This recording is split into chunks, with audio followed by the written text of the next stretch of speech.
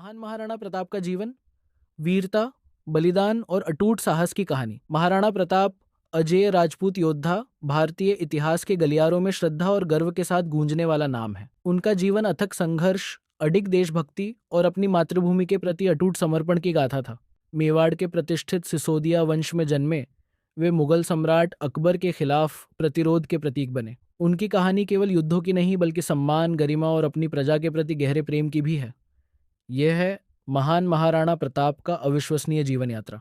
प्रारंभिक जीवन और वंश। महाराणा प्रताप का जन्म 9 मई 1640 को कुंभलगढ़, मेवाड़ में महाराणा उदय सिंह द्वितीय और रानी जीवंत कंवर के घर हुआ था। वे सिसोदिया राजपूत वंश से संबंधित थे जो विदेशी आक्रमणकारियों के खिलाफ अपने अडिग प्रतिरोध के लिए प्रसिद्ध था। वे अपने पिता के सबसे बड़े पुत्र थे और स्वाभाविक रूप से मेवाड़ के सिंहासन के उत्तराधिकारी थे, लेकिन उनकी गद्दी का रास्ता चुनौतियों से भरा था। बचपन से ही प्रताप में एक सच्चे योद्धा के गुण थे।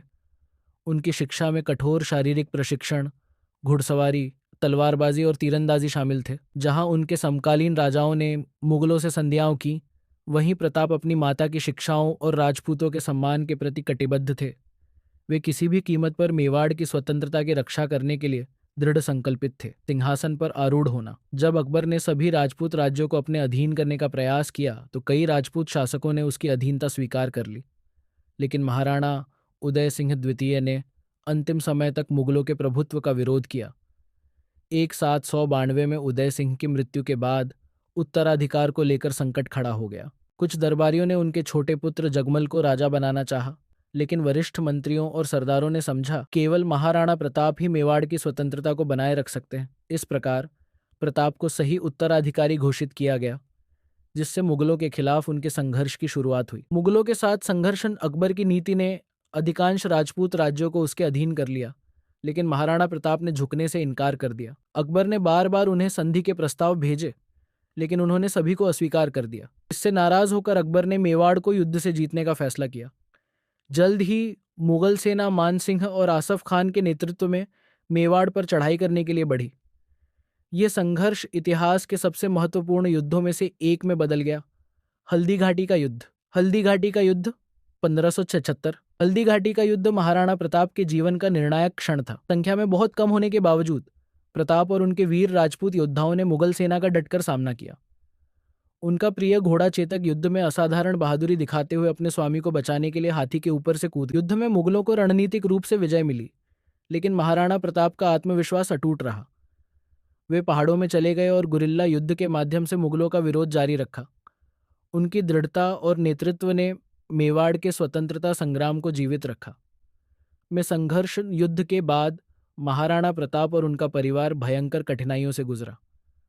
वे अरावली की पहाड़ियों में शरण लेने को मजबूर हुए, जंगली फल खाकर जीवनयापन किया और गुफाओं में रहे।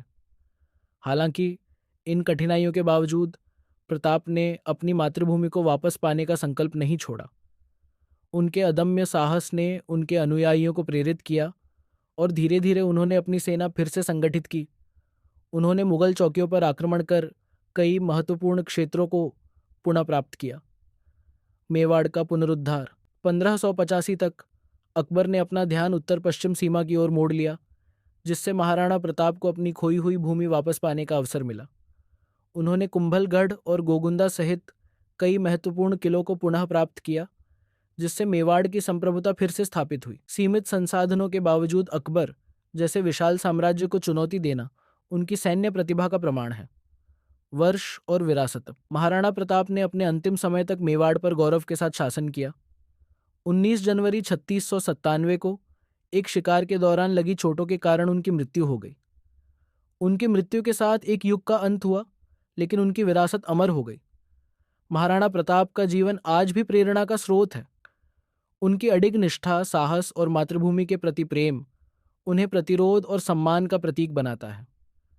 आज वे भारत के महानतम योद्धाओं में से एक के रूप में पूजे जाते हैं, जिनकी कहानी पीढ़ी दर पीढ़ी देशभक्ति की ज्वाला को प्रज्वलित करती रहेगी।